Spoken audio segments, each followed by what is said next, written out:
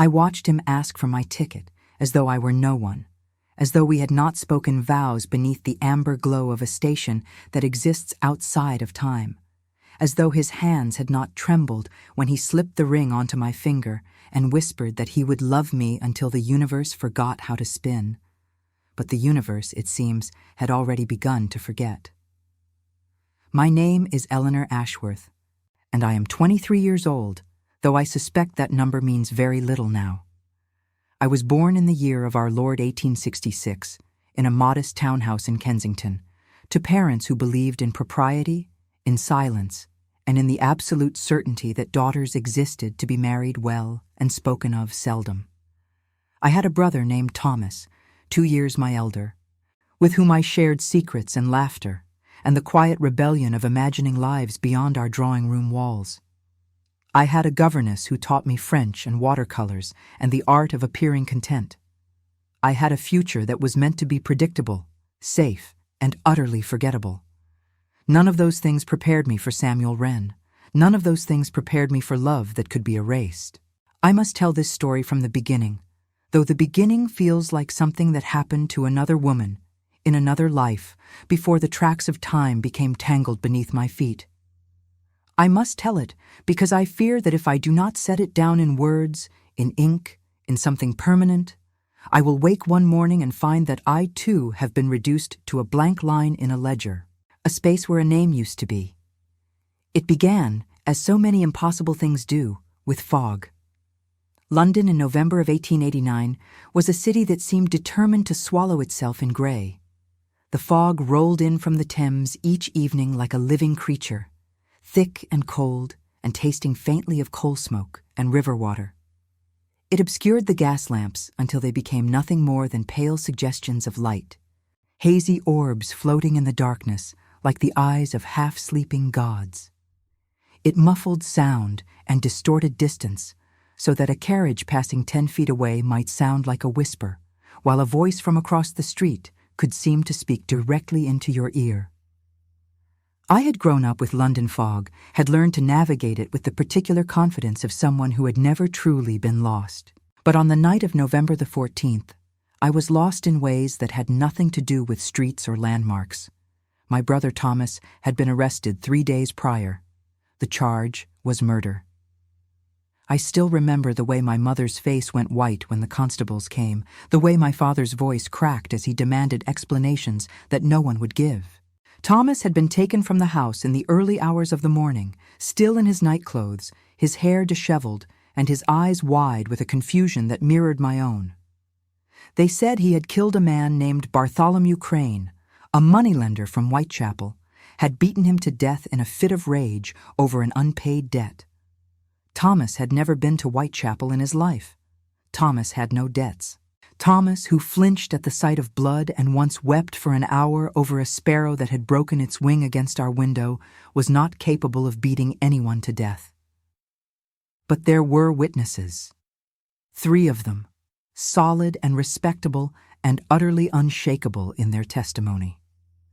They had seen Thomas flee from Crane's establishment, his hands stained red, his coat torn. They had heard him shouting threats as he ran. They were prepared to swear this before any judge in England. The trial was set for November the 20th. My father's solicitor had used words like hopeless and resignation. My mother had taken to her bed and refused to eat. And I, Eleanor Ashworth, who had never done anything more rebellious than read novels past midnight, had begun searching for miracles. I found one on a street that should not have existed. I had been walking for hours that night, unable to sleep, unable to sit still in a house that felt like a tomb waiting to be sealed. The fog was thick enough that I could barely see my own hands, and I had long since lost any sense of where I was or how to return home. My boots were soaked through from the damp cobblestones, and my coat had become heavy with moisture that clung to the wool like tiny, desperate fingers. I remember thinking, with the sort of clarity that comes only in moments of true despair, that perhaps it did not matter. Perhaps I would simply walk until the city ended, until I fell off the edge of the world into whatever darkness lay beyond. And then I saw the light. It was different from the gas lamps, warmer and steadier, with a faint amber tint that made me think of honey held up to sunlight. It cut through the fog like a blade, sharp and certain, and it seemed to beckon me forward with a pull that I could not resist. I walked toward it without thinking, my feet moving of their own accord, my breath coming fast in the cold air. The light led me to a station. I say station because I have no other word for it, though it resembled no railway platform I had ever seen. It was small, no larger than a modest sitting room, and it appeared to have been carved from the fog itself, its edges blurring into the gray, so that I could not tell where the structure ended and the night began. There were benches of dark wood, worn smooth by use, their surfaces gleaming faintly in the amber light. There was a clock mounted on a pillar, its hands moving in patterns that made no sense, sometimes forward, sometimes backward, sometimes in spirals that seemed to fold in on themselves. There was a sign, painted in faded gold letters, that read simply, "Departures." And there was the tram. It sat on a single track that emerged from nowhere and vanished into nothing, a vehicle that looked almost ordinary at first glance, but revealed its strangeness the longer I stared. It was built in the style of the horse-drawn omnibuses that crowded London streets, with wooden panels and large windows and a curved roof. But there were no horses. There were no visible mechanisms of propulsion. And the windows glowed with that same amber light, warm and inviting and deeply, impossibly wrong. I should have run. Every instinct I possessed, every lesson I had ever learned about propriety and safety and the dangers that awaited young women who wandered alone at night, screamed at me to turn around and flee. But I thought of Thomas, of the way his hands had shaken when they led him away, of the date circled in red on my father's calendar. November the 20th. 6 days away. I climbed the steps and entered the tram. The interior was larger than it should have been, a space that seemed to stretch and contract as I looked at it, like a room seen through water. There were seats upholstered in faded velvet the color of old wine, arranged in rows that faced forward. There were brass fittings on the walls, strange instruments with dials and levers, whose purposes I could not begin to guess, their surfaces etched with symbols that belonged to no language I recognized. There was a smell of oil and ozone, and something older, something that made me think of the way the air tastes before a thunderstorm, electric and alive. And there was the conductor. He stood at the front of the tram, near a large wheel that I assumed controlled its direction, though it was like no steering mechanism I had ever seen. He was tall and lean, with shoulders that seemed to carry the weight of something far heavier than his dark uniform coat. His hair was dark as well, almost black, cut short but slightly disheveled, as though he had run his hands through it too many times. His face was striking in its severity, all sharp angles and deep shadows, with a jaw that looked carved from stone and cheekbones that caught the amber light and turned it gold. But it was his eyes that held me. They were gray, the color of winter skies and morning fog, and the edge of a blade just before it draws blood. They were old. Those eyes, far older than the face that held them, and when they met mine, I felt as though I had been seen in a way I had never been seen before. Not the way men looked at women at balls and dinner parties, assessing their beauty and their dowries and their potential for obedience. This was something deeper, something that reached past the surface of me and touched whatever lay beneath. He looked at me as though he already knew me, and then he spoke, and his voice was like his eyes, deep and quiet, and carrying the weight of years that should not have fit into a single lifetime. "Tickets, sir?" he asked. I blinked, confused by both the question and the form of address. "I beg your pardon?" He tilted his head slightly, studying me with an expression that I could not read. "Tickets," he repeated. "For passage. You have boarded the tram, which suggests you wish to travel, but I cannot take you anywhere without proper authorization." "I do not have a ticket," I admitted, feeling suddenly foolish, standing in my gray wool coat with my hair coming loose from its pins and my cheeks flushed from cold and confusion. I do not even know what this place is. Something flickered in those gray eyes. Surprise, perhaps, or curiosity, or something else entirely. "You found the station without a ticket," he said slowly. "Without an appointment, without a guide. I found it by accident. I was walking, and I saw the light, and I simply followed it." He was silent for a long moment, his gaze never leaving my face. Then, softly, almost to himself, "There are no accidents on the temporal tracks." I did not understand his words, but something in his tone made my heart beat faster. "What is this place?" I asked again. "What is this tram?" He turned away from me then, moving toward one of the strange brass instruments on the wall. His movements were precise and economical, the motions of someone who had performed the same actions thousands of times. "You have found what the newspapers call a myth," he said over his shoulder. "What the scientists dismiss as fantasy. What the desperate pray is real." He pulled a lever, and somewhere deep within the tram, something began to hum, a low vibration that I felt in my teeth and my bones and the hollow space behind my heart. "This is the time-tram," he continued, turning back to face me. "And I am its conductor.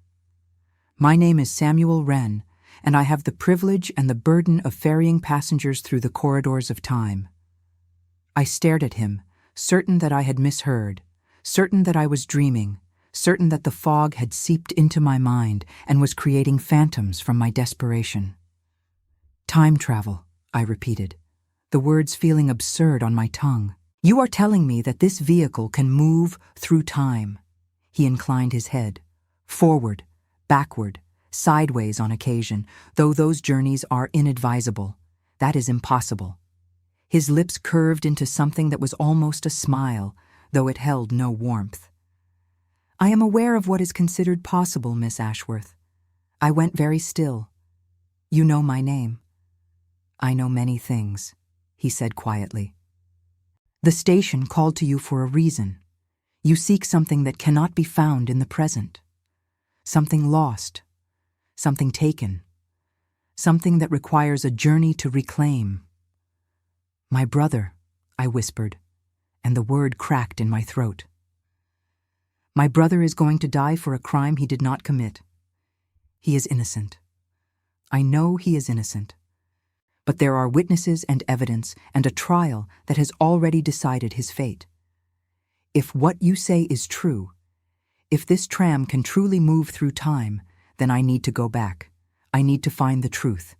I need to save him." Samuel Wren studied me for a long moment, his gray eyes unreadable. "Time travel is not a gift," he said finally. "It is a transaction. Every journey has a cost, and the currency is not something you can count in pounds and shillings. The time tram takes what it needs from those who ride it, and what it takes is never the same twice." "I do not care," I said, and I meant it with every fiber of my being.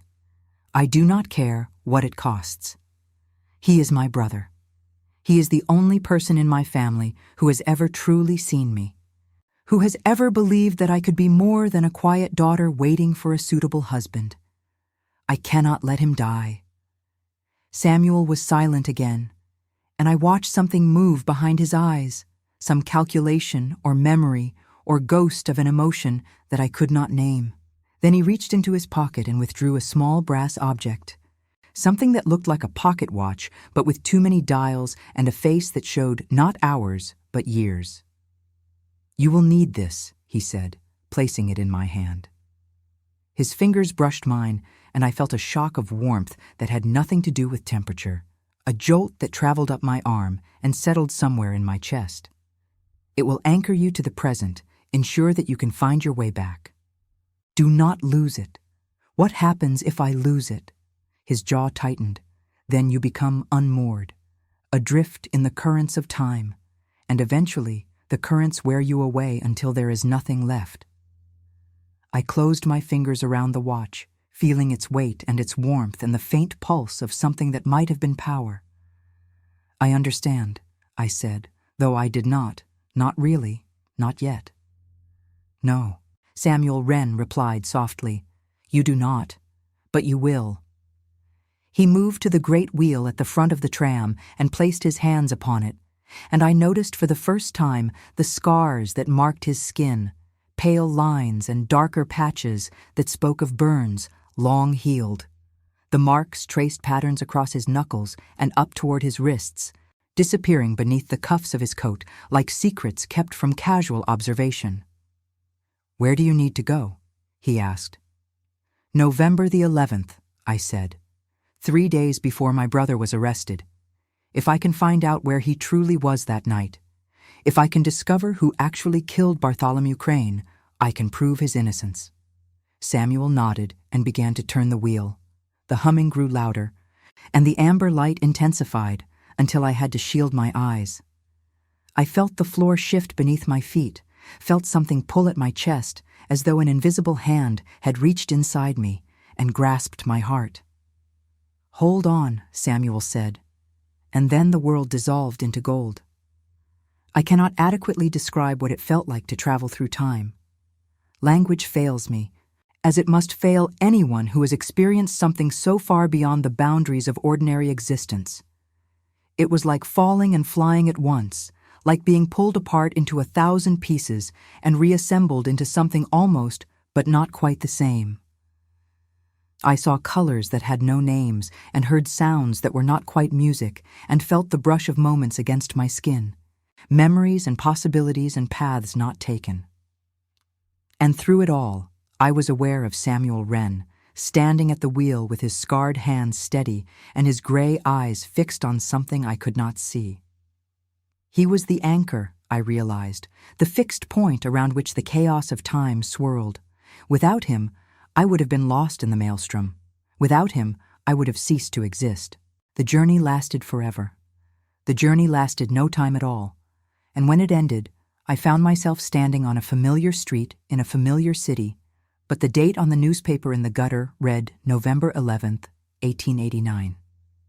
3 days before everything went wrong. You have until midnight, Samuel said from behind me. I turned and found him still on the tram, framed in the doorway with the amber light at his back, his figure silhouetted against the glow like a saint in a stained glass window. The station will reappear at this location when the clock strikes 12. If you are not here, I will wait 1 hour. After that, I must depart, and you will be stranded. I will be here, I promised. He nodded, and something in his expression softened almost imperceptibly, a slight relaxation of the severe lines around his mouth. Be careful, Miss Ashworth. The past is not as solid as it appears, and changing it is never without consequence. I wanted to ask him what he meant, but the doors closed between us, and the tram began to fade, dissolving into the fog like a dream upon waking. Within moments, I was alone on a street in London, 3 days before my brother's arrest, with nothing but a strange brass watch and a desperate determination to save him. The investigation that followed was the most exhausting and exhilarating experience of my life. I began at the scene of the crime, though it had not yet become a crime scene. Bartholomew Crane's establishment was a narrow building in Whitechapel, squeezed between a tavern and a pawnbroker's shop, its windows dark and its door locked against the night. I observed it from across the street, noting the layout, the nearby alleys, the patterns of foot traffic that passed by without a second glance. Then I went to the tavern. The interior was thick with pipe smoke and the smell of cheap ale, and the patrons looked at me with expressions ranging from curiosity to suspicion, to something I did not want to examine too closely. I was out of place here, a woman of obvious gentility in a world that had no use for gentle things. But I had learned long ago that being underestimated could be its own kind of power. I took a seat at the bar and ordered a glass of wine that I had no intention of drinking. The barmaid who served me was a woman in her middle years, with knowing eyes and a cynical mouth and hands that had clearly seen their share of hard work. I am looking for information, I told her quietly, about the man who runs the money-lending operation next door. She looked at me for a long moment, assessing something in my face. Then she set down her cloth and leaned closer, her voice dropping to barely more than a whisper. "Bartholomew Crane," she said. "What do you want to know about him? Everything." What followed was an education in the darker corners of London's economy. Crane, it turned out, was not merely a moneylender. He was a spider at the center of a web of blackmail and coercion, a man who collected secrets as eagerly as he collected debts, and who used both with equal ruthlessness. He had ruined men of business and women of reputation, had driven families to destitution and individuals to despair. He kept records of everything, the barmaid told me, ledgers filled with names and dates and sins, ammunition for the battles he waged against anyone who crossed him. "He is the kind of man who makes enemies," she said, her voice bitter. "And he does not care, because he believes his secrets will protect him. He believes that no one would dare to touch him, because he knows too much about too many people." "Has anyone threatened him recently?" I asked. "Anyone who seemed particularly desperate or dangerous?" The barmaid hesitated, glancing around the tavern as though checking for listeners. Then she leaned even closer, so close that I could smell the gin on her breath. "There was a man," she said, 3 nights past. He came in here after dark, shaking like a leaf, his face twisted with such hatred that I thought he might burst into flames. He sat in that corner and drank until he could barely stand, and the whole time he talked. About Crane, about what Crane had done to him, about what he planned to do in return. What was his name? Edmund Shaw. He used to be a clerk at a respectable firm until Crane discovered his gambling debts and used them to extract first money, then information, then something that broke Shaw entirely. I do not know the details, and I do not want to know. But Shaw swore that night that he would kill Crane. He described exactly how he would do it, in detail that made me uncomfortable. My heart was racing now, the pieces of the puzzle beginning to click together. "And you say this was 3 nights ago?" She nodded. "November the 8th. 3 days before the murder that would not happen for another 3 days. 3 days before my brother would be arrested for a crime committed by a man named Edmund Shaw." "Do you know where I can find Shaw?" I asked. The barmaid shook her head. "He did not say, but he mentioned a rooming house somewhere in Clerkenwell, the kind of place where men go when they have lost everything else." I thanked her and pressed a coin into her hand, more than the wine had cost, more than the information was worth in any ordinary transaction. But this was not an ordinary transaction, and I was grateful beyond measure for what she had given me. The next several hours were a blur of movement and inquiry.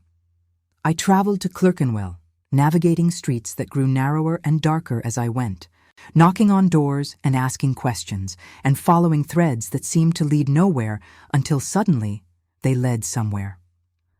I found the rooming house where Edmund Shaw was staying, a decrepit building with peeling paint and windows thick with grime. I found the landlady, a thin woman with suspicious eyes, who confirmed that Shaw was indeed her tenant and that he had been behaving strangely for weeks. And I found Shaw himself. He was in his room, sitting on a narrow bed in a space that smelled of despair and cheap whiskey, staring at the wall with eyes that had stopped seeing anything real long ago. He looked up when I entered, and for a moment I thought he might attack me, but there was no fight left in him, only the hollow exhaustion of someone who had already surrendered to fate. "Who are you?" he asked, his voice a rasp. I sat down on the only chair in the room, a rickety thing that groaned beneath my weight. "I am someone who knows what Bartholomew Crane has done," I said carefully. "And I am someone who wants to stop him from destroying anyone else." Shaw laughed, a bitter sound that held no humor. "It is too late for stopping. He has already destroyed me, taken everything, my position, my reputation, my family. There is nothing left. And so, you plan to kill him." He went very still, his bloodshot eyes meeting mine. "How do you know that?" "I know many things," I said, echoing Samuel's words without quite intending to. "I know that you have been planning this for weeks. I know that you have described your intentions to strangers in taverns, and I know that if you go through with this, an innocent man will be blamed for your crime." Shaw stared at me, confusion replacing some of the hollowness in his expression. "What do you mean?" "I mean that Crane has already made arrangements." I did not know if this was true, but I suspected it was. A man like Crane, a man who collected secrets and made enemies with such abandon, would certainly have contingency plans. "He knows you are coming for him, Mr. Shaw, and he has already ensured that when you do, someone else will take the fall." "Who?" "A young man from Kensington." My voice shook despite my efforts to control it. "Someone who has never met Crane, never been to Whitechapel, never done anything to deserve the fate that awaits him. If you kill Crane, this innocent man will hang for it." Shaw's face went pale, whatever remained of his conscience rising to the surface. "I did not know," he whispered. "I did not intend for anyone else to be hurt." "Then do not go through with it," I urged. "Find another way to expose Crane. Find evidence of his crimes and take it to the authorities. There must be records, documents, something that can bring him to justice without bloodshed." He was silent for a long moment, and I watched the struggle play out across his features. Then, slowly, he nodded. "There are records," he said. "Crane keeps them in a safe in his office, behind a portrait of himself. Every name, every secret, every penny he has ever extorted. If those records were made public, he would be ruined. The people he has blackmailed would turn on him. The authorities would have no choice but to act. Then help me get those records." Shaw looked at me, and for the first time since I had entered the room, there was something like hope in his eyes. "Why would you do this?" he asked. "Why would you risk yourself for a stranger?" "Because the innocent man who will hang for your crime is my brother," I said simply, "and I will do whatever it takes to save him. The plan we devised was dangerous and probably illegal, but I did not care." Shaw knew Crane's schedule, knew when the building would be empty, knew where the safe was hidden and how to open it. He had been planning this assault for weeks, after all, studying his enemy with the obsessive attention of a man who had nothing left to lose. We went together to Crane's establishment in the small hours of the morning, when the streets were empty and the fog provided cover for our movements. Shaw picked the lock on the back door while I kept watch, my heart pounding so loudly that I was certain the entire neighborhood could hear it. Inside, the building was dark and silent, filled with shadows that seemed to move and breathe. We navigated by touch and memory, Shaw leading the way through a maze of narrow corridors until we reached the office where Crane conducted his most private business. The safe was exactly where Shaw had said it would be, hidden behind a portrait that captured Crane's smug expression with uncomfortable accuracy. Shaw worked the combination while I held a candle, its flame flickering in the draft from a window that did not quite close properly. And then the safe was open, and inside were the records, ledgers upon ledgers, filled with names and dates and secrets, debts and payments and coercions. Evidence of crimes that spanned years, that implicated some of the most powerful men in London, that would bring Bartholomew Crane crashing down if they ever saw the light of day. We took everything. We fled into the night with armfuls of ledgers, disappearing into the fog before anyone could see us.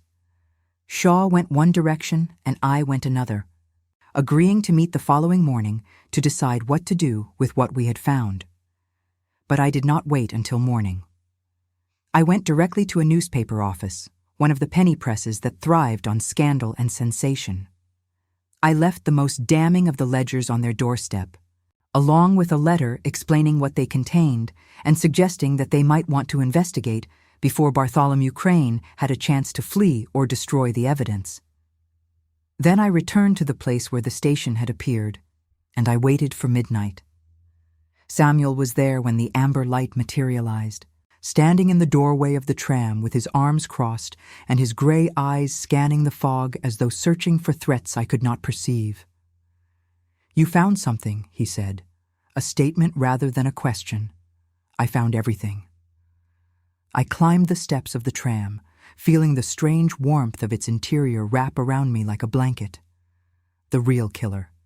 The evidence of Crane's crimes. A way to expose him without bloodshed and without my brother taking the blame. Something flickered in Samuel's expression, something that might have been admiration or concern or both. "You did well," he said quietly. "Most first-time travelers are too overwhelmed to accomplish anything." "I cannot afford to be overwhelmed," I told him.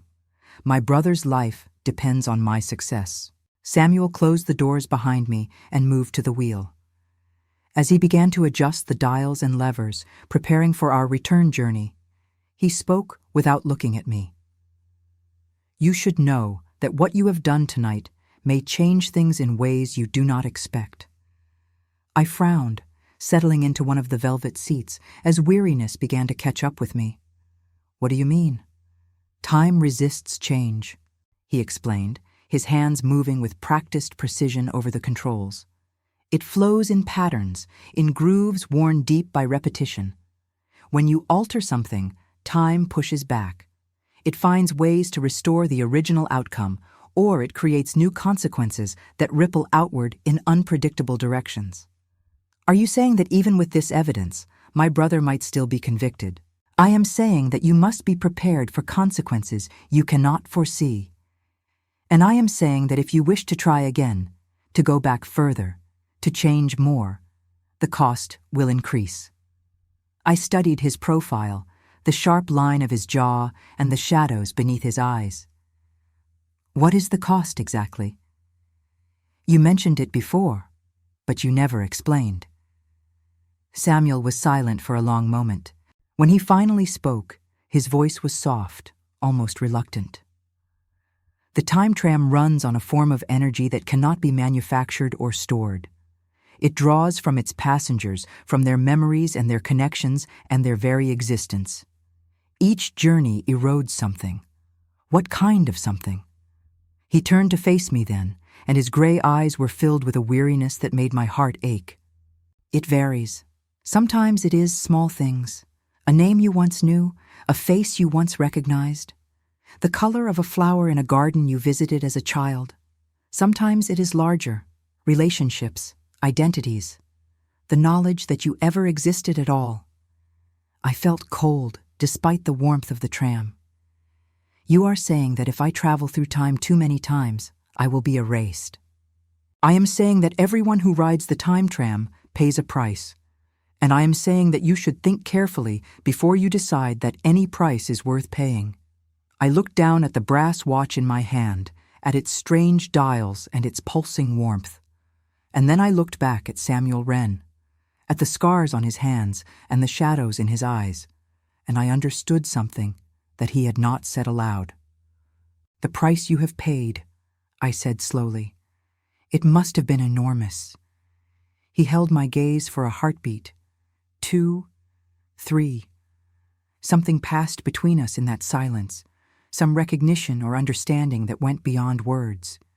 Then he turned back to the wheel and began the journey home. "Hold on, Miss Ashworth," he said, and there was something rough in his voice, something that sounded almost like grief. "We are returning to your present." The return journey was different from the first, smoother somehow, as though time recognized me now and was willing to let me pass more easily. When the tram settled back into the station in my own time, the clock on the pillar showed 1:30 in the morning, and the fog outside had begun to thin. I stepped off the tram, but I hesitated at the bottom of the steps, looking back at Samuel. "Thank you," I said, the words feeling inadequate for what he had given me. "For the journey, for the chance." He inclined his head, a formal gesture that seemed at odds with the intimacy of what we had shared. "I hope your brother's fate is changed, Miss Ashworth." "I hope so, too."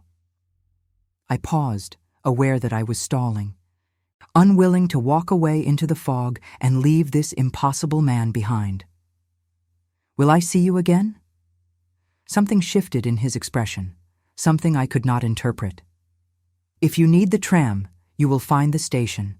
It appears to those who require its services. And if I simply wish to speak with you?" He was silent for a long moment, and when he spoke, his voice was careful, measured. "I am not certain that would be wise." "Why not?" "Because I have learned," he said quietly, "that attachment is the heaviest cost of all." He turned away before I could respond, disappearing into the amber glow of the tram's interior. The doors closed, and the vehicle began to fade, and I was left standing alone on a street in London, wondering why his words had felt less like a warning and more like a confession. I returned home and waited. The newspapers published their exposé on Bartholomew Crane 2 days later, a sensational story that dominated the front pages for a week. The ledgers I had provided contained evidence of crimes against some of the most powerful men in London, and those men, once exposed, had no interest in protecting the man who had victimized them. Crane was arrested within hours of the story breaking, charged with extortion, blackmail, and a dozen other offenses that would keep him in prison for the rest of his life. Edmund Shaw came forward as well, confessing to his planned assault, but explaining the circumstances that had driven him to such desperation.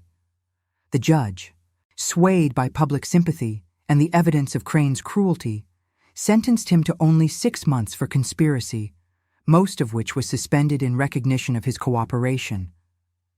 And Thomas was released. The witnesses who had been prepared to testify against him recanted their statements, admitting that they had been paid by Crane to provide false testimony. The evidence that had seemed so damning crumbled under scrutiny, revealed as the fabrication it had always been. By the evening of November the 18th, 2 days before his scheduled trial, my brother was home, sitting in our family's drawing room with tears on his cheeks and disbelief in his eyes. "I cannot understand it," he kept saying, shaking his head as though trying to dislodge a dream. 3 days ago, I was certain I would hang. And now I am home, and the real villain is in custody, and it is as though none of it ever happened. I held him close and did not tell him the truth. I did not tell him about the fog and the station and the tram that traveled through time. I did not tell him about Samuel Wren, with his gray eyes and his scarred hands and his warnings about the cost of changing the past. I thought, in my innocence, that the story was over. I thought I had paid my price and won my prize and could return to my ordinary life with nothing but a strange brass watch and a stranger memory to mark what I had done. I was wrong.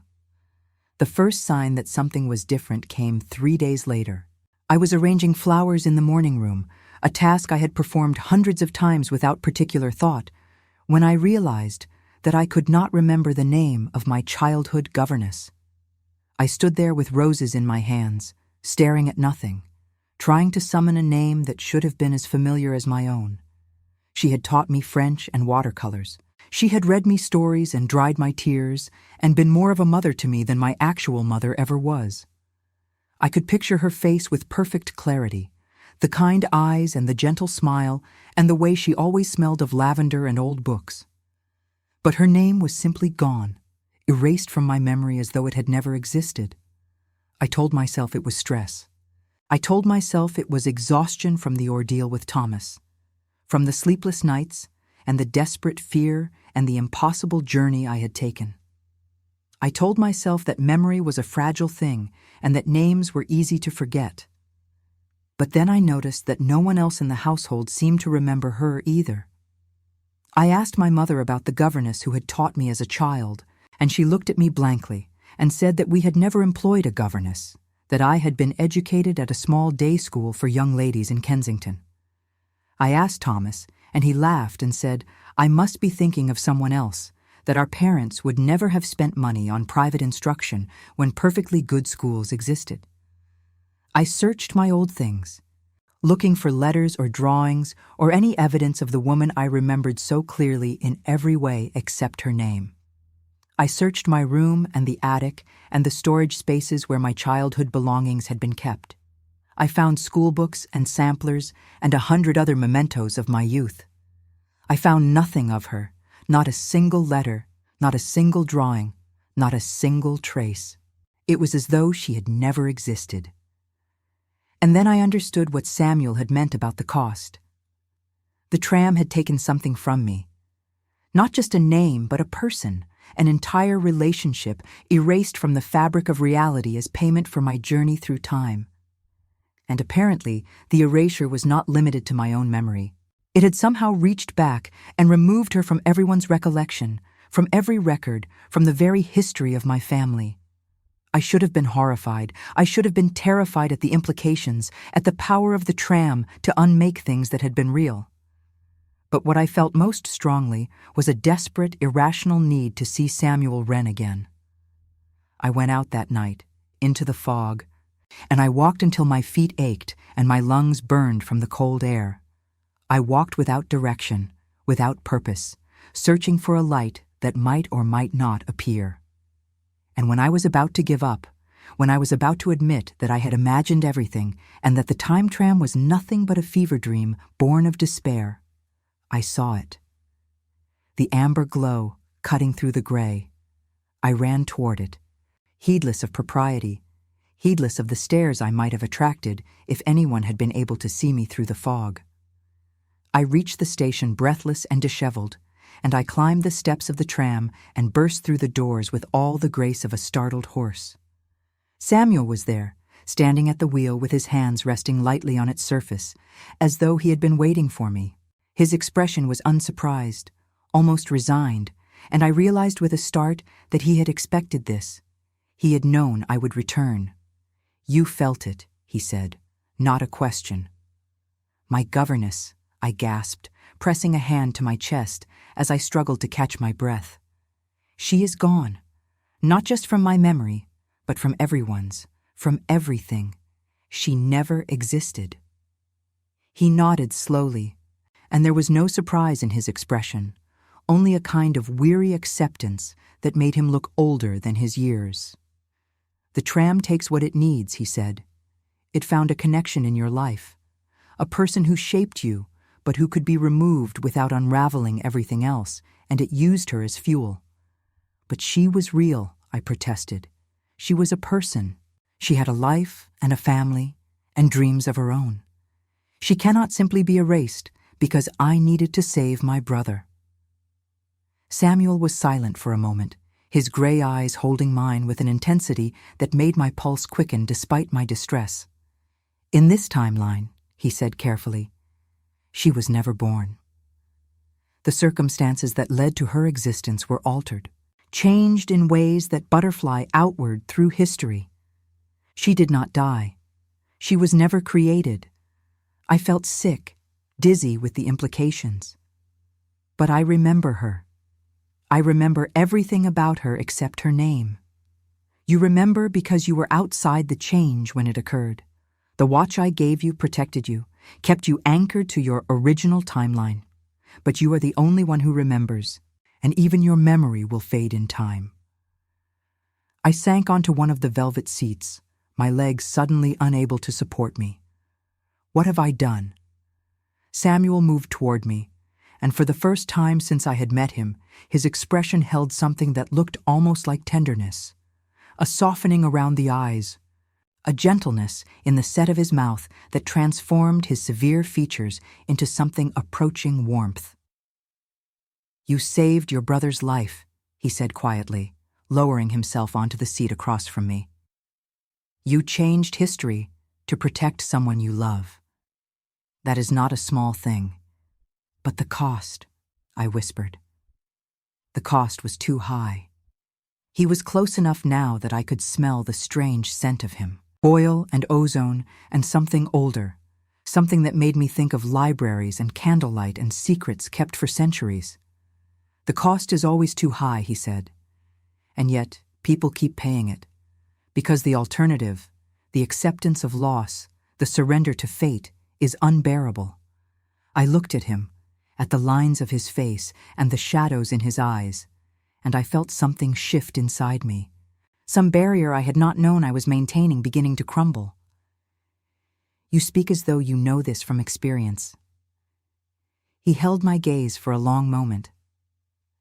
"I have been the conductor of this tram for longer than I can easily count," he said finally. "I have watched hundreds of passengers make the same choice you made, sacrifice something precious to change something unbearable. I have seen them pay prices that destroyed them, and I have seen them bear those prices with a grace that humbled me." He paused, and something flickered in his expression, something that looked almost like pain.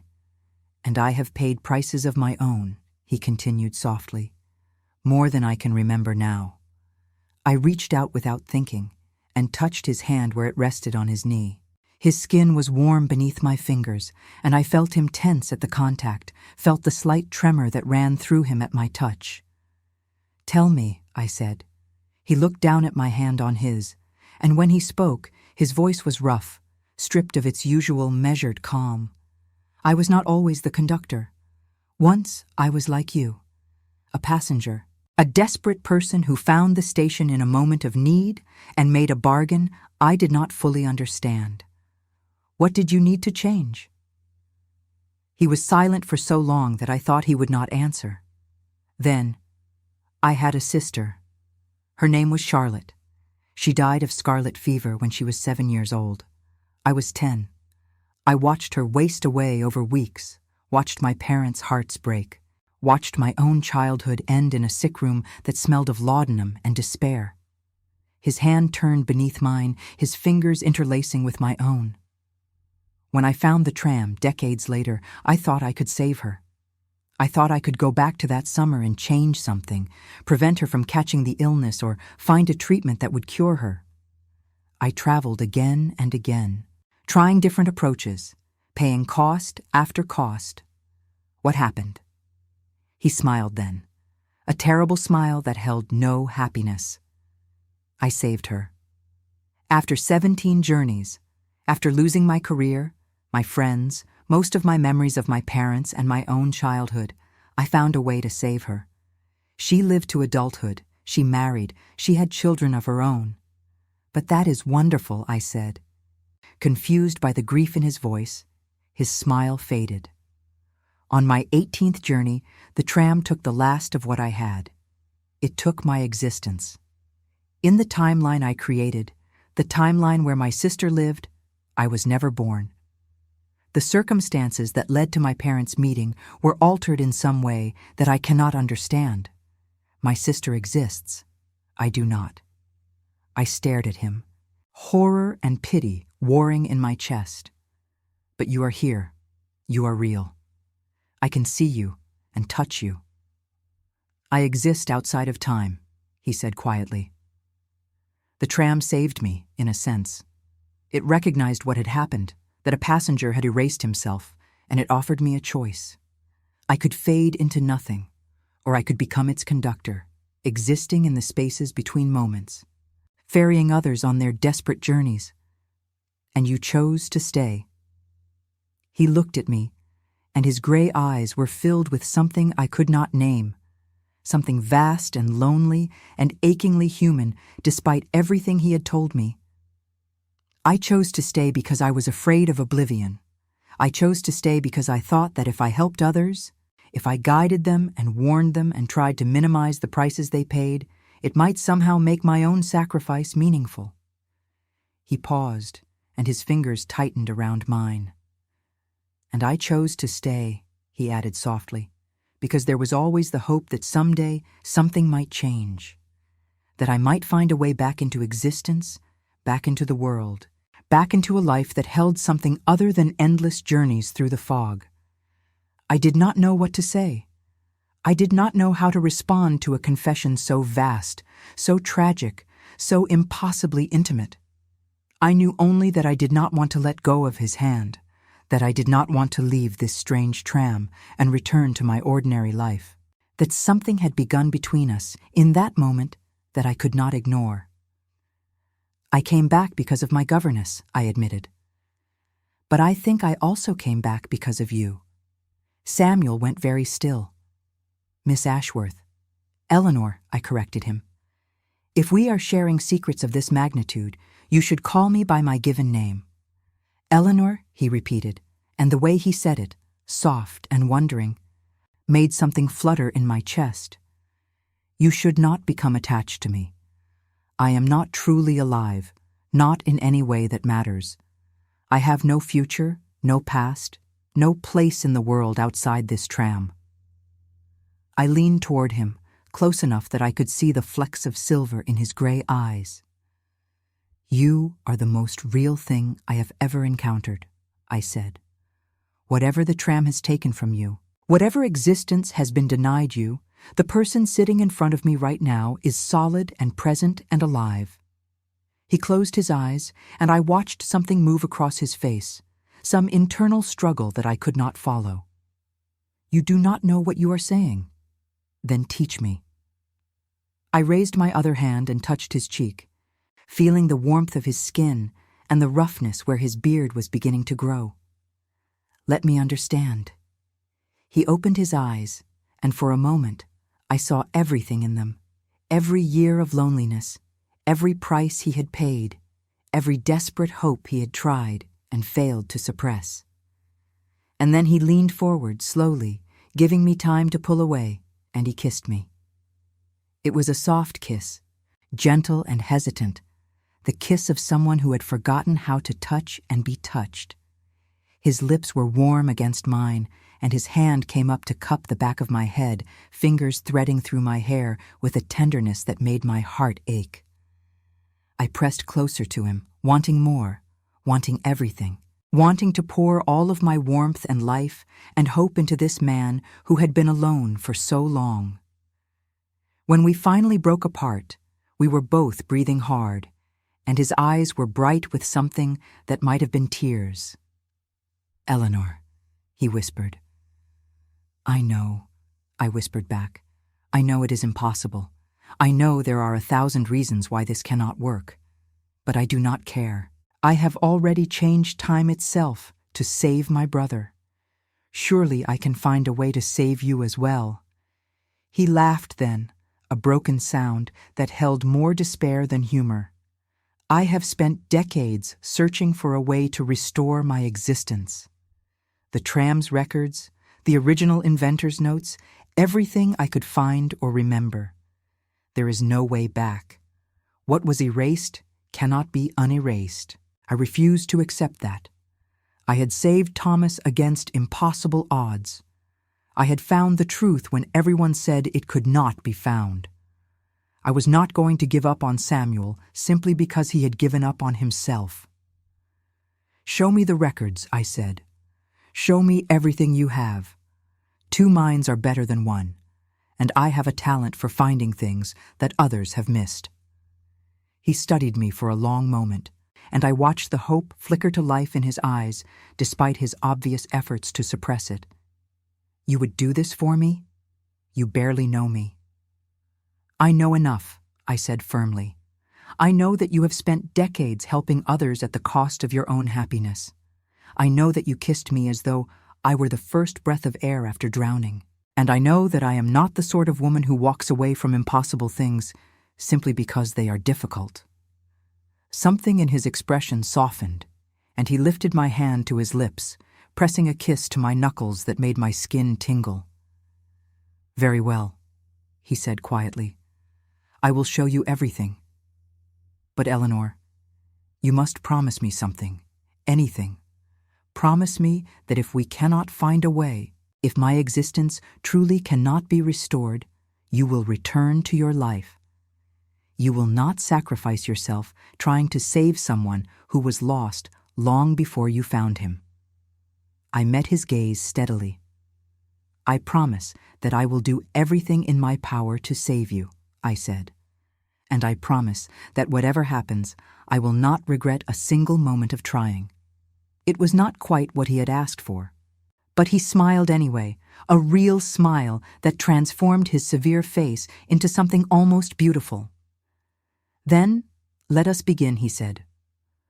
What followed were weeks that I cannot easily measure, for time moved strangely when one spent it aboard a vehicle that existed between moments. Samuel showed me the tram's records, vast ledgers filled with cramped handwriting in at least a dozen different languages, documenting every journey ever taken and every price ever paid. The volume stretched back centuries, recording passengers whose names I did not recognize and destinations that no longer existed. He showed me the original designs, blueprints and schematics created by a man named Aldous Thorne, a Victorian inventor who had somehow unlocked the secrets of temporal travel and had built the tram as an experiment, never imagining what it would become. Thorne's notes were brilliant and erratic, the work of a genius who had glimpsed something beyond human understanding and had struggled to translate it into terms that ordinary minds could comprehend. And Samuel showed me himself, slowly, hesitantly, like a man uncovering wounds that had never properly healed. He told me about his childhood, what little he remembered of it. A house in Surrey, he thought, with a garden that bloomed with roses in summer. A father who worked in banking, and a mother who played the piano. A sister with golden hair and a laugh like bells, who had loved him with the uncomplicated devotion of a child who does not yet understand that the world can be cruel. He told me about his life before the tram, the career he had built as an engineer, designing bridges and buildings that still stood in the timeline he had erased. He told me about the friends who had faded from his memory until they were nothing but shapes in fog, about the woman he had almost married before the grief over his sister had driven him to seek the impossible.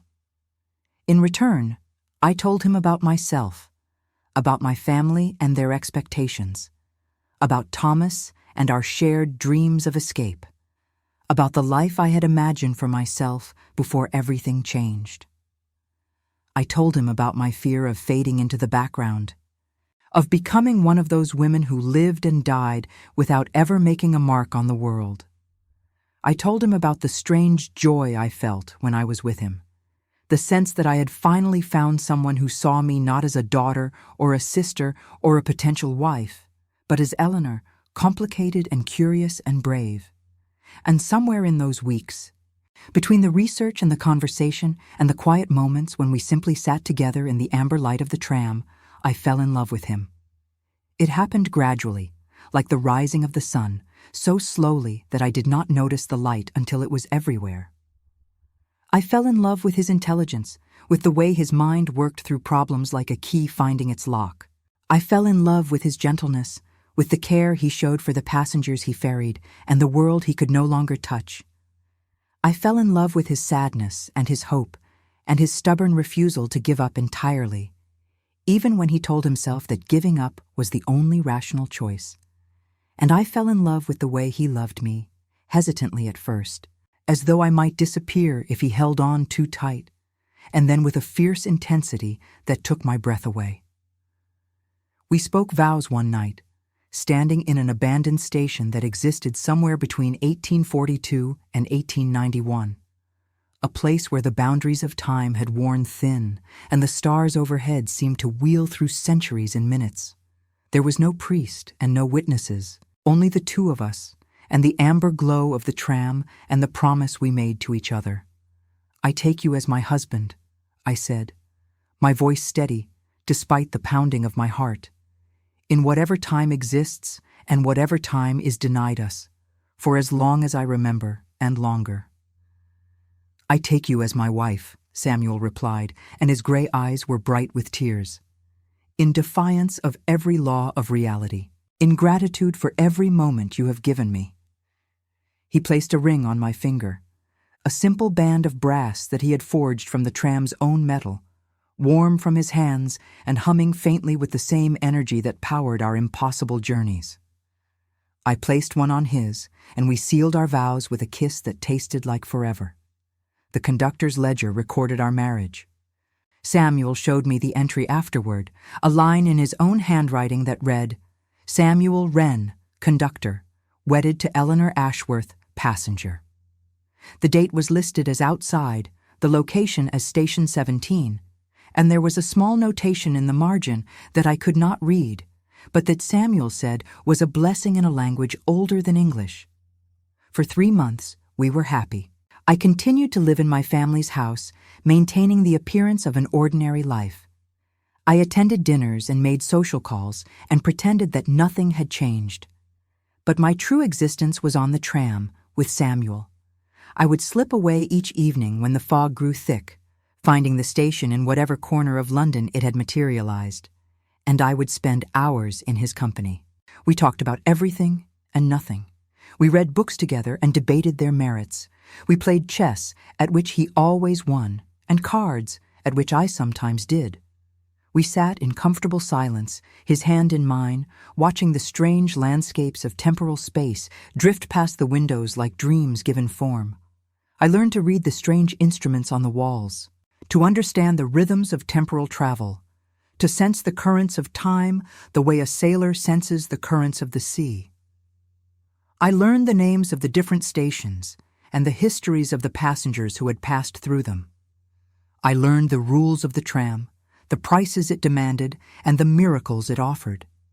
And slowly, piece by piece, we began to uncover something that changed everything. The original inventor, Aldous Thorne, had left behind more than blueprints and schematics. Hidden in a compartment beneath the tram's floor, in a space that Samuel had somehow missed in all his years of searching, I discovered a journal. It was a leather-bound book filled with cramped handwriting and impossible diagrams. Its pages water-stained and barely legible, but still readable if one took the time to decipher them. Thorne had known about the cost of temporal travel.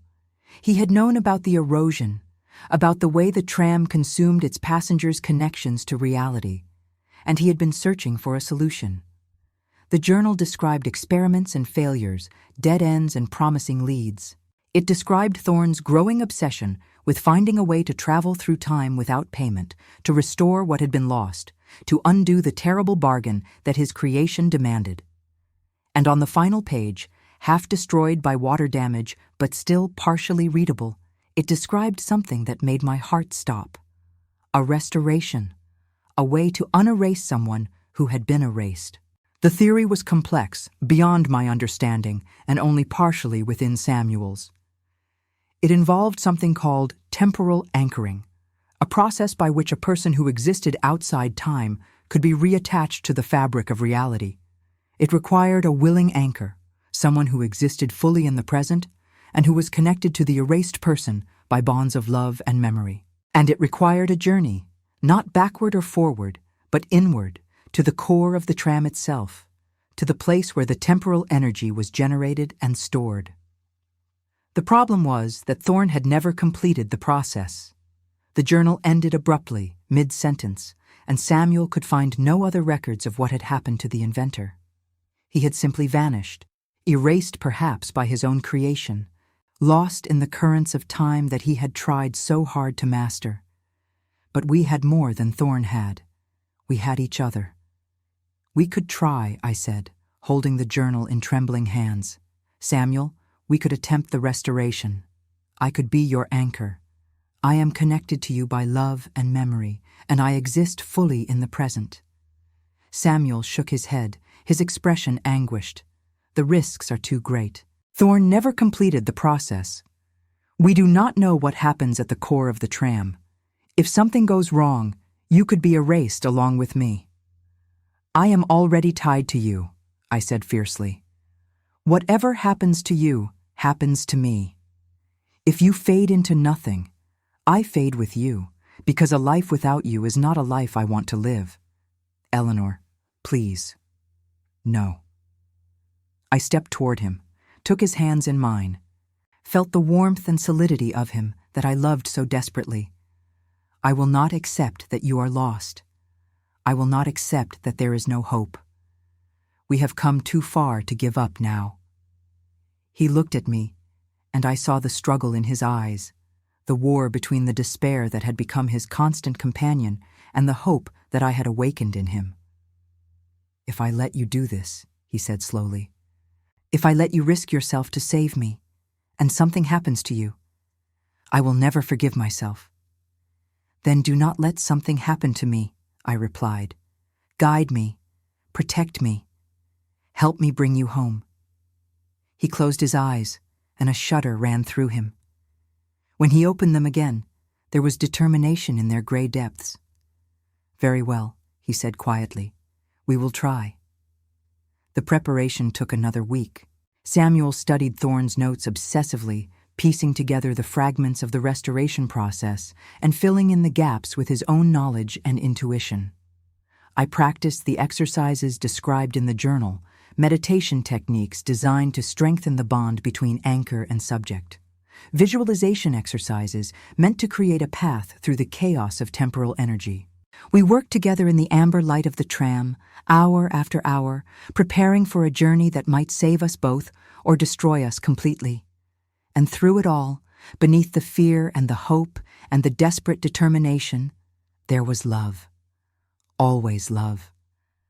On the night we had chosen, the night of January the 15th, 1890, we stood together at the center of the tram and prepared to journey into the unknown. "You must hold on to me," Samuel said, his hands gripping mine tightly. "No matter what you see, no matter what you feel, you must not let go." The temporal core is not a place in any physical sense. It is a state, a condition, a moment of infinite possibility. If you lose your grip, you will be swept away. "I will not let go," I promised. "I swear to you, Samuel, I will hold on until my hands break." He smiled then, a fragile expression that held all his love and all his fear. "I believe you," he said. "I believe in you, Eleanor. You are the bravest person I have ever known. Then let us be brave together." He nodded and closed his eyes. Around us, the tram began to hum, louder than I had ever heard it, a vibration that seemed to resonate with the very bones of the earth. The amber light intensified until it was blinding, and I felt the floor shift beneath my feet, felt reality begin to thin and stretch and dissolve. "Hold on," Samuel whispered, and then we fell. There are no words in any language for what I experienced in the temporal core. It was like being inside a lightning bolt, like swimming through the heart of a star. Colors and sounds and sensations that did not belong to human perception crashed over me in waves, and I felt myself fragmenting, splitting into 1,000 pieces that each contained a different moment of my life. I saw my childhood, a woman with kind eyes reading to me by candlelight. I saw Thomas as a boy, laughing as we raced through the garden. I saw my mother's face on my wedding day, her expression tight with disapproval even as she arranged my veil. I saw my father in his study, surrounded by ledgers, never looking up. And I saw Samuel. I saw him as a child, sitting beside a small bed where a little girl with golden hair lay dying. I saw him as a young man, standing on the steps of the tram for the first time, hope and desperation warring in his eyes. I saw him as the conductor, year after year after year, ferrying passengers and collecting prices and slowly forgetting what it felt like to be alive. I saw the moment he kissed me. I saw the moment we spoke our vows. I saw the love that had grown between us, a golden thread in the chaos of the core, bright and strong and unbreakable. I held on to that thread. I held on as the chaos tore at me, as the temporal energy tried to pull me apart and scatter my pieces across eternity. I held on as I felt my memories begin to erode, felt faces and names slipping away like sand through my fingers. I held on even when I could no longer remember why I was holding on, even when the only thing left in my mind was a feeling, a certainty, a love that would not die. And then, suddenly, impossibly, I felt something give. It was like a lock clicking open, like a key finding its home. The golden thread in my hands blazed with light, and I felt Samuel's presence solidify around me, felt him becoming real in a way he had not been real in decades. The chaos of the core began to calm, the temporal energy flowing around us instead of through us, and I heard a voice, his voice, saying my name. "Eleanor, Eleanor, open your eyes." I opened my eyes. We were lying on the floor of the tram, side by side, our hands still clasped together. The amber light had dimmed to its normal glow, and the humming had faded to a gentle pulse. Through the windows, I could see fog, ordinary London fog, and the shapes of buildings and gas lamps, and a world that was solid and real. Samuel was looking at me, and there were tears on his cheeks, and he was smiling, really smiling, with a joy that transformed his entire face. "You did it," he whispered. "Eleanor, you did it. I can feel it. I am here. I am real. I reached up with a trembling hand and touched his face, traced the line of his cheekbone, felt the warmth of his skin beneath my fingers. You are here, I agreed, and my voice cracked on the words. You are real. He laughed then, a sound of pure, disbelieving happiness, and he pulled me into his arms and held me so tightly that I could barely breathe. I held him back, feeling the solid weight of him, the heartbeat that pulsed against my chest, the reality of the man I loved. We lay there for a long time, holding each other, too overwhelmed to speak. When we finally rose, Samuel moved to the conductor's ledger and opened it to our marriage entry. His face went pale. Eleanor, he said, his voice strange. Look at this. I moved to his side and looked down at the page. The entry was still there. Samuel Wren, conductor, wedded to Eleanor Ashworth, passenger. But where my name had been written clearly just days ago, there was now only a blank space. The words Eleanor Ashworth had vanished, leaving nothing but empty paper. What does this mean? I asked, fear creeping into my voice. Samuel stared at the ledger, his expression shifting from joy to horror. The restoration, he said slowly. It worked. I am real again. But the cost was transferred. Transferred to what? He looked at me, and his gray eyes were filled with anguish. To you, he whispered. Eleanor, the tram took your name. Your existence in its records has been erased.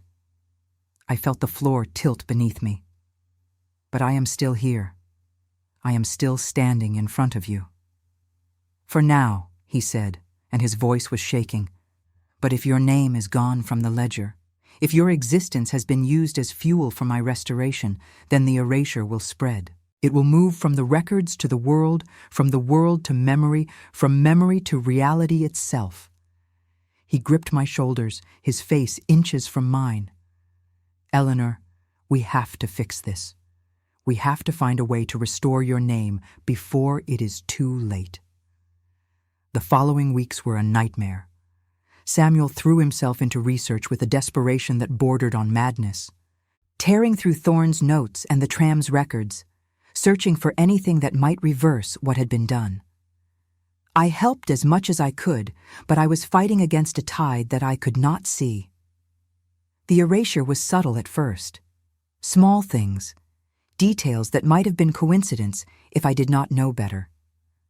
A shopkeeper who had known my name for years suddenly could not remember it, calling me Miss and Dear and looking vaguely troubled, as though something was wrong that she could not quite identify. A friend of my mother's looked at me blankly when I was introduced at a dinner party, saying it was lovely to meet me even though we had spoken dozens of times before. Letters I had written to Thomas went unanswered, and when I asked him about them, he said he had received nothing, that no mail had arrived with my handwriting on the envelope. Then the erasure grew larger. My parents began to forget me. I would walk into a room and see the confusion in their eyes, the struggle to place my face. My father called me the girl once, as though I were a servant whose name he could not be bothered to learn. My mother stopped setting a place for me at dinner, and when I reminded her, she looked at me with an expression that broke my heart, the expression of someone who knows she should remember something, but simply cannot. Thomas held on the longest. He knew something was wrong, could feel the wrongness even if he could not understand it. He would look at me with frustration and fear, reaching for a connection that was slipping through his fingers like water. You are my sister, he said one evening, his voice desperate. I know you are my sister, but I cannot remember your name. I cannot remember anything about you except this feeling, this certainty that you matter to me. I held his hands and told him it would be all right, even though I did not believe it. And through it all, Samuel worked. He barely slept, barely ate, barely spoke except to ask me questions or share his findings. He was consumed by guilt, by the knowledge that his restoration had come at the cost of my existence. He told me more than once that he would undo everything, would return to being erased himself if it meant saving me. I would not let him. This is my choice, I told him fiercely. I chose to be your anchor. I chose to risk myself for you. I will not have that sacrifice be meaningless. It is not meaningless if you survive, he replied, his gray eyes desperate. Please, Eleanor, let me find another way. Let me save you the way you saved me. In the end, it was not Samuel who found the answer. It was the tram. I was alone in the vehicle one night, waiting for Samuel to return from searching through records at an abandoned station. The amber light was dim, the humming soft, and I was sitting on one of the velvet seats, trying not to think about the fact that soon I might not exist at all. And then I heard a voice. It was not a human voice, not exactly. It was more like the impression of a voice, a pattern in the humming that resolved itself into words. Eleanor Ashworth, the tram said, or seemed to say, you have given much, more than most, more than you should have been asked to give. I sat up straight, my heart pounding. You can speak? I am old, the tram replied, and there was something vast and ancient in the words, something that made me feel very small. Older than your understanding. I have carried passengers since before your language existed, since before your species existed. I do not speak in the way you understand speaking, but I can communicate when there is need. There is need, I said desperately. I am being erased. The cost of restoring Samuel was transferred to me, and now I am fading from existence. I know, the tram said. I took your name as fuel. It was the only way to anchor him, to bring him back to reality. You were bound to him by love, and love is the most powerful fuel there is. Is there no way to undo it? Is there no way to restore my name, my existence?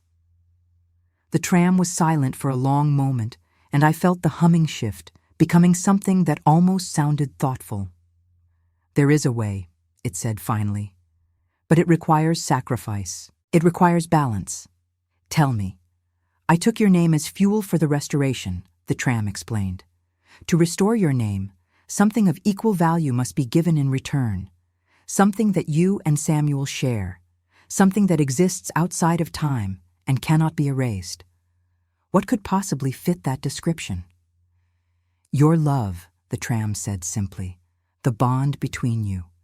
It is anchored in both of your souls, existing simultaneously in your timeline and in the timeless space where I exist. If you are willing to offer it, I can use it to restore what was taken. I felt my heart stop. You are saying that, to restore my existence, Samuel and I must give up our love? I am saying that you must give up the awareness of your love, the tram clarified. The bond itself will remain. It is too deeply woven into both of you to be removed. But the memory of it, the knowledge of it, will be erased. You mean we will forget that we love each other? For a time. The memories will return, slowly, as you rediscover each other. But you will begin again as strangers. The history you have built will be lost. I sat in the amber light of the tram, feeling the weight of the choice before me. Forget Samuel. Forget our vows. Forget the nights we had spent together, the secrets we had shared, the love that had become the center of my existence. But exist. Continue to be Eleanor Ashworth, sister to Thomas, daughter to my parents, a woman with a name and a place in the world, and have the chance to fall in love with him again. If we forget, I said slowly, will we find each other again? Will the bond bring us back together? I cannot guarantee anything, the tram replied. But the bond is strong. It has survived my core, survived the restoration, survived the erasure that has been eating away at your existence. I believe it will survive this as well.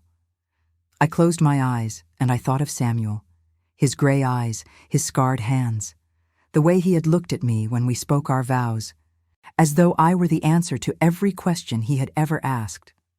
I could not lose him, not truly, not permanently, and the only way to ensure that was to accept this bargain, to let our conscious love be taken so that our deeper bond could remain. "I accept," I said. The amber light blazed. When Samuel returned to the tram, I was lying unconscious on the floor. My brass watch clutched in my hand and a faint smile on my lips. He rushed to my side, calling my name, shaking me gently. And when I opened my eyes, I saw a stranger.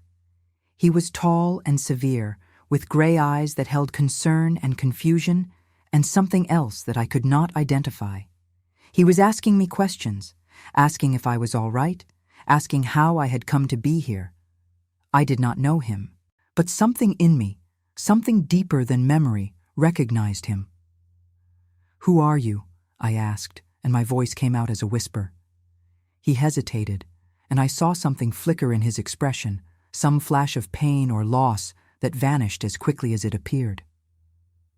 "My name is Samuel Wren," he said. "I am the conductor of this tram, and you are Eleanor Ashworth." He said my name as though it were something precious, something sacred, though I could not understand why. "How do you know my name?" "I have your ticket," he said, and he held up a small brass object that looked like a pocket watch. "It has your name engraved on the inside. You must have had it made somewhere." I took the watch from him and opened it, and there, in tiny letters on the inner surface, were the words, "Eleanor Ashworth Wren." "Wren," I said, confused. "That is your surname. Why would my watch have your name in it?" Samuel looked at me for a long moment, and I saw the struggle in his eyes, the effort to understand something that should have been clear. "I do not know," he admitted finally.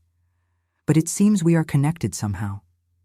We looked at each other, two strangers in the amber light of a tram that traveled through time, and I felt something stir in my chest. Not a memory, not a recognition, but something deeper. Something that told me this man mattered to me in ways I could not yet comprehend.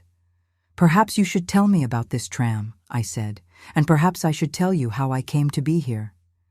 Maybe if we share our stories, we can understand this connection between us." He smiled then, a slow smile that transformed his severe face into something almost beautiful. "That seems like a reasonable place to start," he agreed. And so we began again. What followed were months of rediscovery, of learning each other all over again. Samuel told me about the tram and its powers, about the journeys he had conducted and the prices he had witnessed being paid. He did not know why he was the conductor, could not remember how he had come to be trapped outside of time. But he knew that the work mattered, that helping desperate people change their desperate circumstances was the closest thing to purpose he had ever found. I told him about my family, about Thomas and his near execution, about the investigation I had conducted and the truth I had uncovered. I did not remember finding the tram, did not remember anything between the night I saved my brother and the night I woke up on the velvet seat. But the brass watch was in my pocket, and Samuel was in front of me, and something kept drawing me back to the station night after night. We talked for hours, learning each other's thoughts and dreams and fears. We argued about philosophy and debated about literature and laughed at jokes that no one else would have understood. And slowly, inevitably, the bond between us began to make itself known. I found myself thinking about him during the day, wondering what he was doing, whether he was lonely in the tram by himself. I found myself hurrying through dinner so I could slip away into the fog and find the station. I found myself watching his hands as he adjusted the dials and levers, feeling an inexplicable certainty that I knew what those hands felt like against my skin, even though I had no memory of him ever touching me. And then, one night, 3 months after my awakening, Samuel kissed me. We were standing at the front of the tram, looking out at a landscape that was neither past nor future, but somewhere in between. The sky was full of colors that had no names, and the air smelled of possibility. "Eleanor," he said, and his voice was rough. "I know this will sound strange, and I know we have not known each other long, but I feel as though I have loved you forever." I looked at him, at his gray eyes and his scarred hands and the vulnerability in his expression, and I felt the bond between us blaze to life. "It does not sound strange," I said. "It sounds like the truth." He cupped my face in his hands, and I saw the question in his eyes, the hesitation that begged for permission. I answered it by closing the distance between us, pressing my lips to his in a kiss that felt like coming home. "I love you," he whispered against my mouth. "I love you too," I replied. "I think I have always loved you." The memories began to return that night. They came back slowly, in fragments and flashes, dreams that left me gasping when I woke. I remembered the first journey I had taken, the investigation to save Thomas. I remembered the governess who had been erased, the price I had paid without understanding. I remembered falling in love with Samuel in the amber light of the tram, speaking vows in a station that existed outside of time, holding hands as we journeyed into the temporal core. And I remembered the bargain I had made with the tram, the sacrifice that had saved us both. I told Samuel everything, holding nothing back. I told him about his erased existence, about my erased name, about the love we had shared and forgotten and found again. He listened in silence, his gray eyes growing wider with each revelation. When I finished, he took my hands in his and held them tightly. "We forgot each other," he said slowly. "We forgot our marriage, our vows, everything we had built, and yet we found each other again. We fell in love again. The bond survived," I said, just as the tram said it would. More than survived. He lifted my hands to his lips and kissed my knuckles, and I felt tears pricking at my eyes. It brought us back together. It was stronger than the erasure, stronger than the bargain, stronger than time itself. I smiled through my tears. "Does that mean you would like to marry me again?" He laughed, a sound of pure joy that filled the tram and spilled out into the fog beyond. "Eleanor Ashworth," he said, "I would marry you 1,000 times, in every timeline, in every possible world." And so we did. Our second wedding was held in the same station as our first, beneath stars that wheeled through centuries. But this time, we were not alone. This time, I had brought Thomas with me, the brother I had saved, and who had finally, fully remembered me. He stood as our witness, beaming with happiness, and when we spoke our vows, his voice joined ours in a blessing that echoed through the corridors of time. The conductor's ledger recorded our marriage again, and this time, both of our names were clear and strong and permanent. Eleanor Ashworth Wren, Samuel Wren, married in Station 17, bound by love that defied the laws of the universe. And as we kissed to seal our vows, I felt the tram hum around us, a sound that might have been approval. 1 year later, everything changed again. I was helping Samuel organize his records when I noticed something strange in the ledger, a new entry written in handwriting that was neither his nor mine. "Service complete," it read. "Conductor may now disembark." Samuel stared at the words, his face pale. "What does this mean?" "I believe," the tram said, speaking for the first time since my awakening, "that it means you are free." "Free," Samuel whispered. "But I am the conductor. I have been the conductor for decades. I cannot simply leave." "You could not leave," the tram corrected. "You were trapped outside of time, and the only anchor you had was me. But Eleanor restored you to reality, and your bond to her is now stronger than your bond to me. You are no longer adrift. You have a place in the world again." Samuel looked at me, and I saw the wonder in his eyes, the hope that he had tried so hard not to feel. "I can leave," he breathed. "I can live in the world again. I can have a life with you, a real life, with a home and a future and everything I thought I had lost forever." I took his hands and I smiled at him, and I felt my heart overflow with a joy so vast that it seemed impossible for one person to contain. "Then let us go home," I said. We stepped off the tram together, hand in hand, and the fog wrapped around us like a blessing. Behind us, the station began to fade, the amber light dimming as the vehicle that had brought us together prepared to find its next conductor. But before it vanished entirely, I heard the tram speak one last time. "Thank you, Eleanor Ashworth Wren," it said. "For everything." "Thank you," I replied silently. "For him." And then it was gone, and we were standing on a street in London, in the year of our Lord 1891, two people who had loved each other across time and fought for each other against impossible odds and won. We built our home in Kensington, a modest townhouse not far from where I had grown up. Samuel found work as an engineer, his knowledge of impossible machines translating surprisingly well into the practical needs of Victorian industry. He designed bridges and railways and mechanical devices that no one quite understood, but that everyone agreed worked beautifully. I took up writing, setting down the stories that I could never share with anyone else, chronicles of time and love, and the prices we pay for the things we cannot bear to lose. Thomas visited often, bringing his new wife Catherine, a kind woman who loved him without understanding why he sometimes stared at me with tears in his eyes.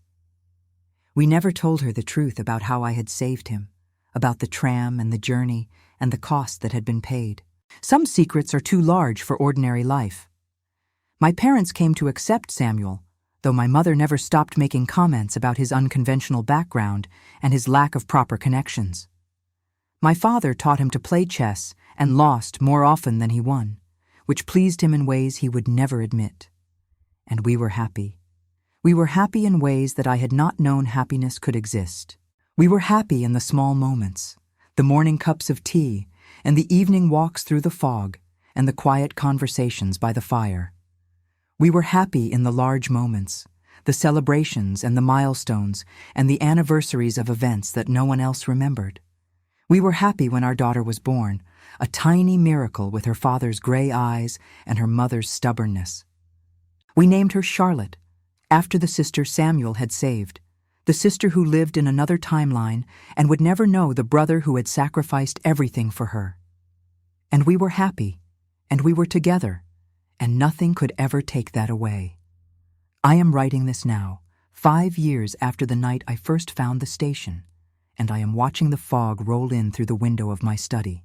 Samuel is downstairs, playing with Charlotte, who is 3 years old now and full of questions about everything. I can hear them laughing, the sound bright and warm against the chill of the November evening. Sometimes, when the fog is thick and the light is right, I think I can see the amber glow of a station in the distance. I think I can hear the hum of a tram that travels through time, carrying desperate passengers toward impossible journeys. And I smile, and I turn away, and I go downstairs to join my family. Because I have already taken my journey. I have already paid my price. And what I have found, what I have built, what I have loved into existence, is worth more than any treasure that time could offer. My name is Eleanor Ashworth Wren. I am a wife and a mother and a woman who changed the world by refusing to accept that change was impossible. And this is my story, complete and closed, with an ending that is neither tragic nor triumphant, but something better. An ending that is happy. An ending that is home.